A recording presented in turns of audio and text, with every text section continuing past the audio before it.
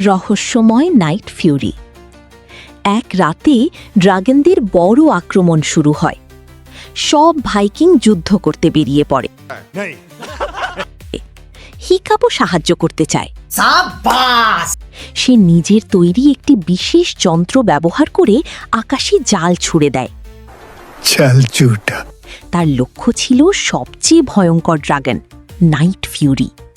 এই ড্রাগন এত দ্রুত উড়তে পারে যে কেউ তাকে ঠিকমতো দেখতেই পারে না। হঠাৎ আকাশে একটি বিস্ফোরণ দেখা যায়। হিকাব বিশ্বাস করে যে সে নাইট ফিউরিকে আঘাত করেছে, কিন্তু কেউ তার কথা বিশ্বাস করে না।